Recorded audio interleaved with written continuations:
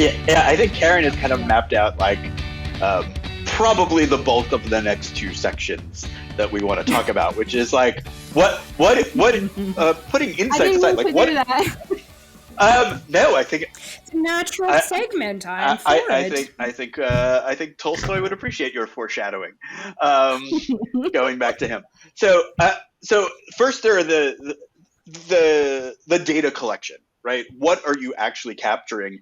And then there's the, however you want to call it, the activation and engagement with that data, which includes insights, but also includes ownership, which is a big part of it. And I think because the people acting on the data are also the people acting on the insights are the people who are going to be affected by the insights. Unlike very often, if I'm studying soft drink consumption, that's a very different beast, because the people acting on it, the people who are going to act on the insights are not going to be nearly as affected. So with the collection of the data, obviously I'm going to stump for anthropology and an ethnographic approach. And the reason I'm going to do that is because anthropology is by its nature holistic.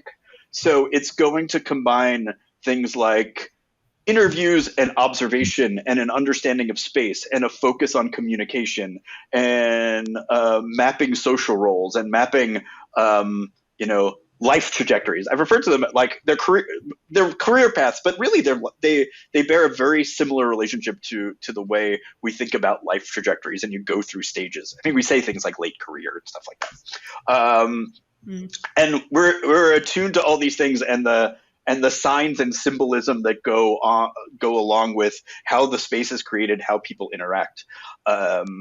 And by being holistic, getting back to that foreground background thing, culture is something hard to articulate. The definition of it is hard to articulate, as demonstrated in minute 1 of this interview, but also like what it really is that comprises that culture is hard to articulate. If you went into an organization and asked, what is your culture? You're going to get values that are everyone's maybe screen background and that are painted in the lobby, but you're not going to get really the experience dynamic nature of it. You're getting the culture. Yeah. Right. And what an ethnographic approach does is takes all of that information, looks at it holistically, and is able to tease out the things that are tacit and unarticulatable, and foreground them and make them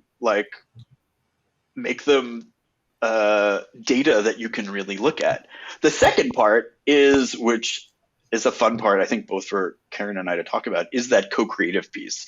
Is the idea that you need to give your employees, a team who's responsible for leading this initiative, the space to work. And space it might be physical, but it's also temporal. They need the time to do it. Yep. It's psychological and it's political. Like, it's all of those things. You need to give them that space. You need to give and remove the barriers. Remove the barriers, and barriers are a whole other podcast. Because those barriers can be access. They can be dissuasive or coercive factors, which may not even be on purpose. But basically, you need to be able to tell the boss what's wrong, and you need to be able to say it as bluntly as possible. You also need to be one of the barriers is secrecy. You need to be as transparent as possible. So one of the things that Conifer does is we will go, let's say we're going to do research for a couple weeks at an office to understand. We'll interview people, we'll observe, we'll just kind of hang out and figure out what's going on. And we will start to do early analysis on some of the key themes, pain points, interactions, and then we usually are given a room to work in, and then we will essentially have an open house, and we will just have out our half-formed ideas, which are usually on big Post-it notes that we just put up on the wall, and invite people to come in and critique us, which does two things. It helps to validate, or like if we're getting something totally wrong, which hopefully doesn't happen, we can get that feedback. But also, it's data in itself in how people react to having a mirror reflected to them. And then you start to see like how people are going to respond when you start to activate that work, which is where the co-creation comes in. And I think I'm going to just throw the ball over to Karen, who's more than happy to talk about the kinds of co-creative processes you can bring in to that work to make sure that folks have they have ownership. They have a huge stake in this. Like people don't want to work in crappy workplaces. Like I don't know how to be more blunt than that. Point. There's your quote for the episode. People don't want to work in crappy workplaces. Yep. Definitely need to clip that and put it in social media. Yeah, I think that's a winner there, Evan. So, and I couldn't agree more. Yeah, and what and we talked about this before we started recording, but even though these are the starting points we're talking about, it's also the engagement part from the very, very beginning, right? So when you're asking people for that critique, you're engaging them. How would you like to see this? Where are the friction points? Where is this accurate or not accurate? And by virtue of doing that, you are starting to co-create, even in the research phase of the work. There is a co-creation stage, but this is all about weaving the experience and the co-creation together, right? So, and I'm highly influenced by appreciative inquiry, which talks about using the whole systems, right? Using all the ingenuity that comes within the whole systems to be able to inspire people to envision that shared future together, one that's based on what's inspirational, as well as what's based on the strengths, right? As opposed to, we're really good at, pointing out what's wrong, aren't we? That's what we're trained to do. But we haven't been trained on how to make it right, okay? And so co-creation processes engage people and leverages their talents, right? So that's why the work I do not only builds capability, it uses capability and engages people throughout. So nice. Yeah, I think even speaking on our behalf at Insightrix, we recently moved our headquarters into a new space with a focus on a hybrid environment. And all of these things are ringing true in both the good and the bad. But I do find it interesting that even from the get-go, Insightrix really took it upon themselves to make sure that both transparency and collaboration was a big part of even deciding if we wanted to move, let alone, coming up with a really, key workspace that was built for everyone. Like we got everyone's input and thus the space came to be. But what I did appreciate for the first year in 2020 was that we essentially the facilities management team at Insightrix, which I mean, for lack of a better term, is just the folks that really kind of focused on hopefully, supporting the culture to some degree, especially during the move. But we really focused on doing, just even simple surveys every month just to check in with the employees, but then also building on them to some degree. So that whole, what would our office look like in a perfect world? So what we did end up finding, which I thought was quite interesting, is that, the folks that maybe even 2 to 3 years ago that might have had their, even their own opinion on flexible work or remote working or even being hybrid as a business, were some of the first people to actually really get behind hybrid working and then also completely shift how they do their own work, which I thought was interesting. I've always been an advocate for remote work, so the pandemic kind of naturally fell into, how I do things, but it was really interesting to see a lot of folks who maybe were in a little bit more of the traditional mindset when it comes to, a workplace culture, because again, I think a lot of that has to do with, you even mentioned the whole, going around the water cooler and maybe discussing about, last night's Saturday's game because you both cheer for the same team. Like a lot of that is lost. But I know for us, past, we're really looking at ways and how we can continue to keep that going. So I think you guys really kind of made that, my personal experience, come to forefront. And now I'm thinking, yeah, like what, I got a couple of ideas I'm going to take to the So table. I think it's important to ask, why do people, I mean, I think I think no matter what the context is, it's important to ask why. In some ways, anthropologists are like 2-year-olds. They just want to know why. But I think in this case, there's a lot to be learned about why people are preferring one mode or another. And this is not to say you have to give everybody everything they want. But I think, Yes.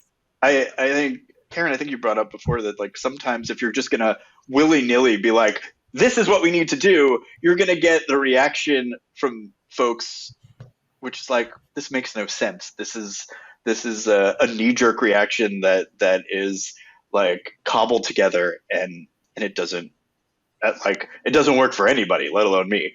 But I think if you understand why, and you implement something transparently and fairly, you're gonna get a positive reception. But also, it's been interesting at Conifer, as I'm also like one of the people responsible for hiring. So I've been bringing on people and naturally talking about like what their expectations were, and it's been interesting to see like who is the most excited about remote work or in-person work, and when and why. Because I think naturally you say like, oh, younger people, they love their technology. Those kids today, they just want to be remote work. And that's not really the case. I think there are a lot of people who appreciate that, but I think that our younger employees crave the social interaction.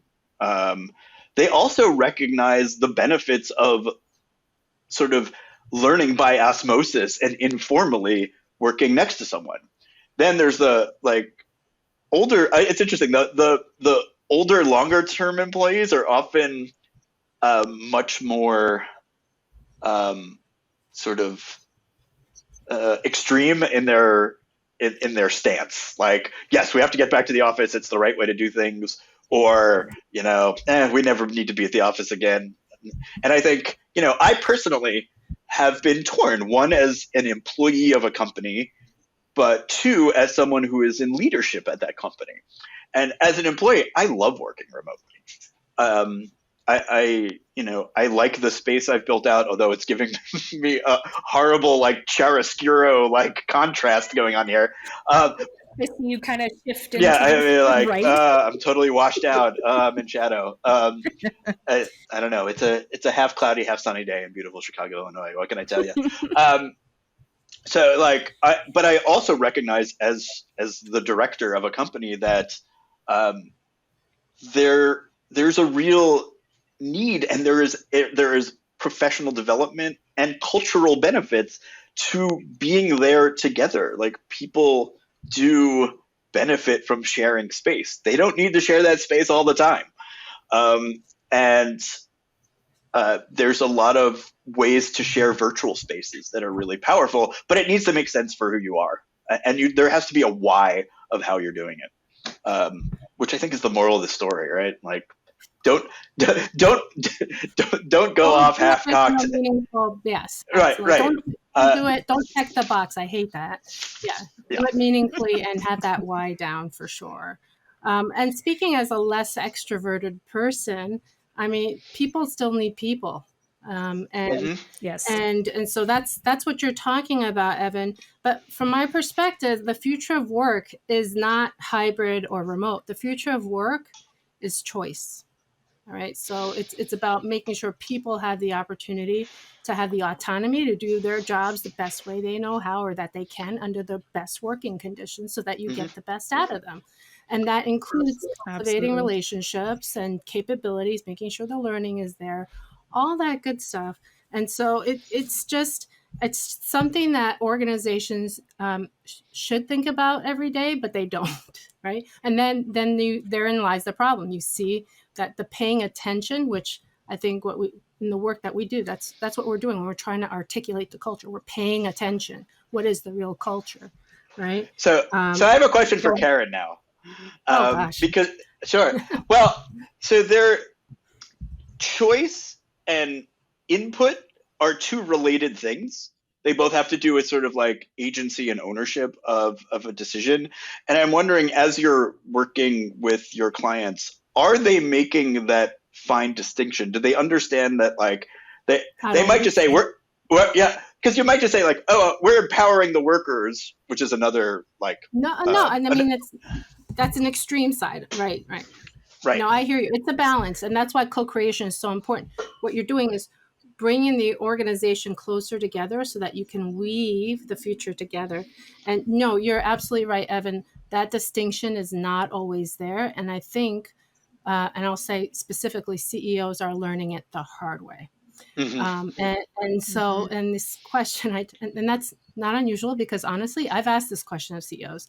Oh, you've gotten to the pinnacle of career. What do you still have to learn? And not all of them can answer that question, right?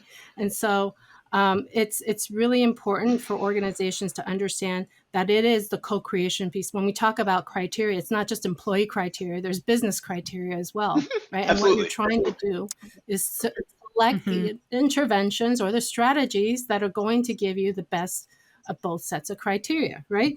And so you're right. It's not. I'm not promoting all of a sudden give the keys to everybody.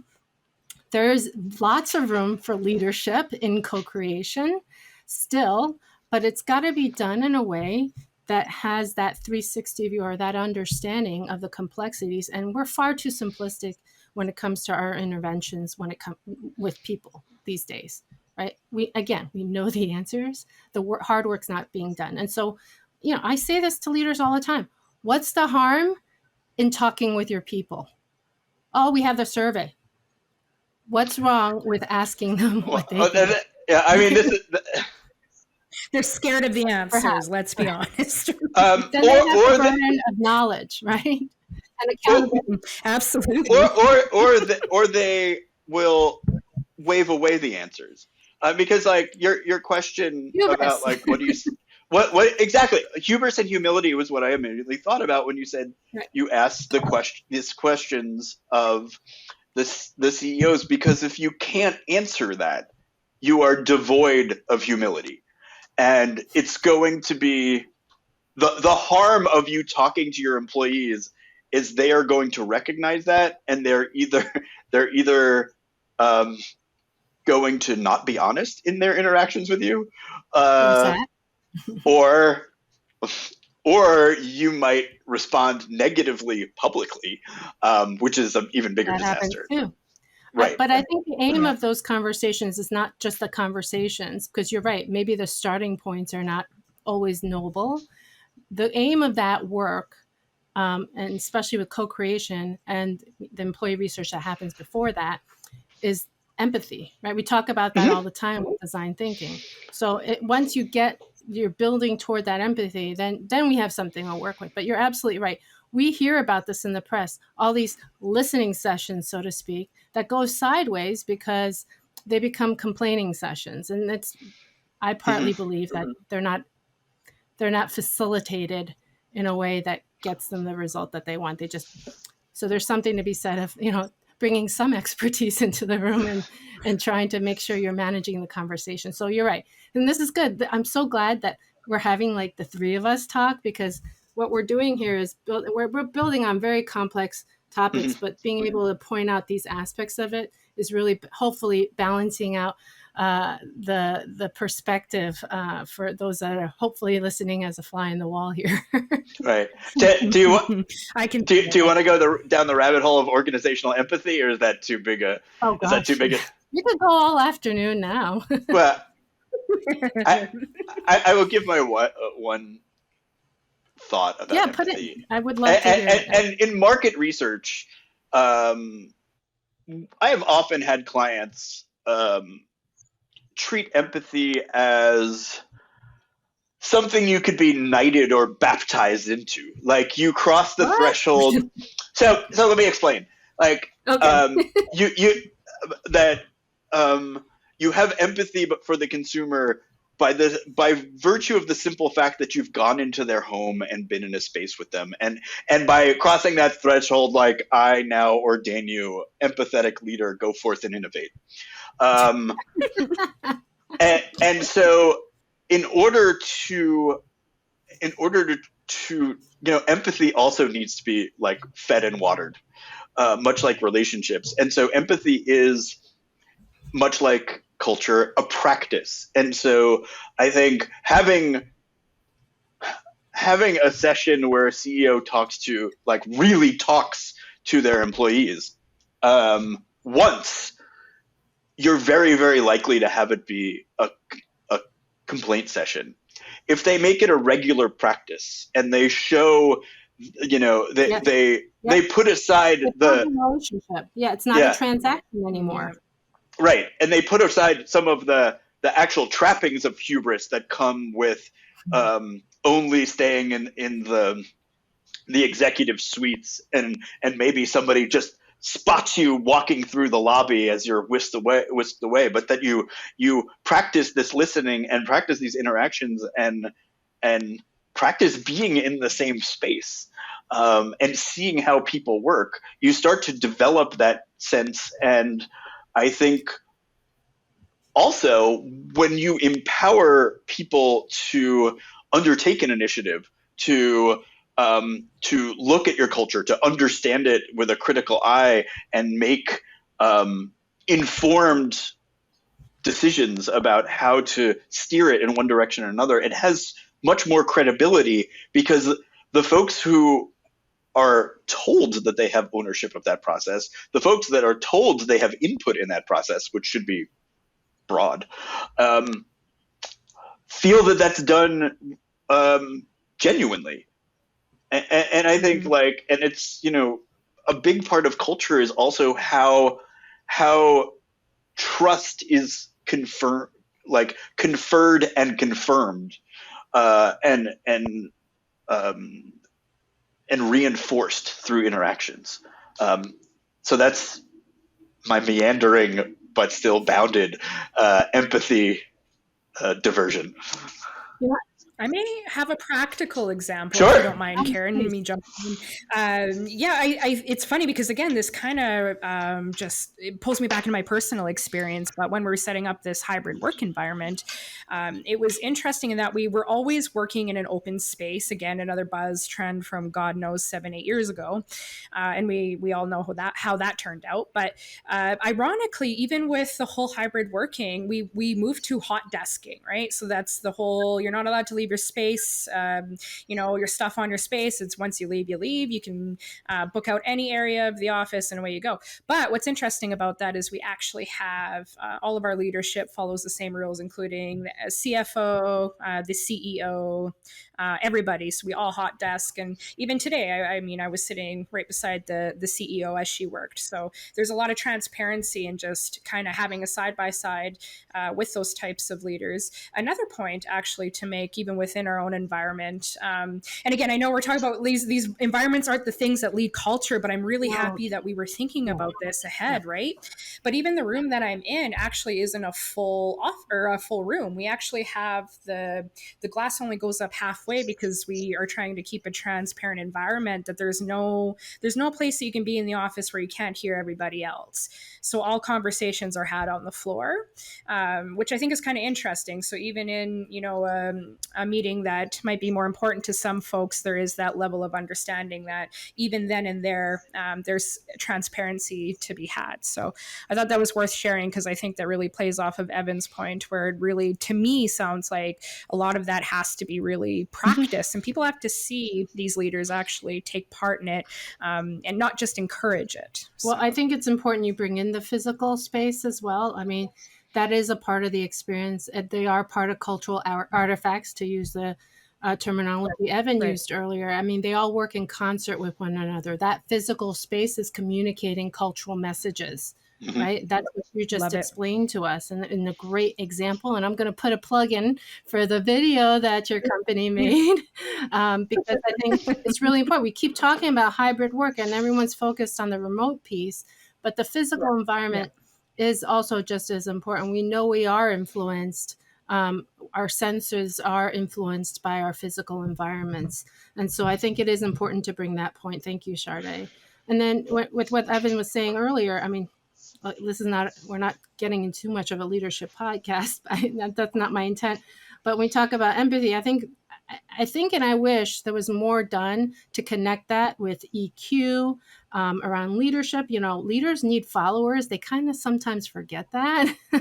and that's something that's granted to them by others. And influence has so much to do with relationships. So when I do some of the executive coaching, they're like, oh, and I say, you know, what do you want to work on? And it's like, I want to increase my influence. Well, take a look at the relationships around them, and then they can understand what mechanisms are influencing. So like you tie this all in and you say, okay, these are happening on a scale that actually becomes culture. These are all the patterns, right, that happen in everyday interactions that express the culture. So I just thought I'd kind of connect all the dots there, because I mean, every time both of you talk, I'm kind of like, my synapses are firing away. Yeah, So. I mean, influence itself is culturally determined, right? Absolutely, yeah. No, you're they're right. determined. They're determined by the nature of the hierarchies and political relationships that are in an organization. They are determined by what are the symbols and that are valued. They are is a certain personality characteristic prized. The people who have those personality characteristics, you know, is it output? So with in a sales organization, the sales numbers might be the thing. In a consulting organization, like for better or worse, like being charismatic can be really helpful because you need to convey ideas and you need to be persuasive. In other organizations, it can like simply be like recognition from above if it's really, really hierarchical, as opposed to recognition laterally. There's a yeah. Evan, as a woman of color, I am keenly aware of that. Yes, keenly aware of that. Yeah, and I think that's what's really interesting. It's important that you bring that up, because what is going on with a lot of the DEI initiatives is that those are hopefully changing the way that like influence is plays out in organizations, and the kinds of the way relationships are formed, and what the markings of something that is worth following are manifest. So, well, yeah, I think two things have happened, and I started out EEO in affirmative action 20 years ago. Is that the field, as speaking as a practitioner, the field has matured. There's a lot more complexity and knowledge that has been built over these years, which is great. And second, I think the other thing that's going on in organizations is that the realization, we saw this with George Floyd, the realization is that, you know, we are a part of society. So these companies can't shut out, you know, indefinitely what's going on the outside, because what's going on the outside is going on the inside too, right? And so I think these things are working in they're working in confluence with one another. I don't know if it's late in the day, so I don't know if I'm using the right terminology here, but they're all coming together and they're forming these systems. And the important piece is, are we paying attention?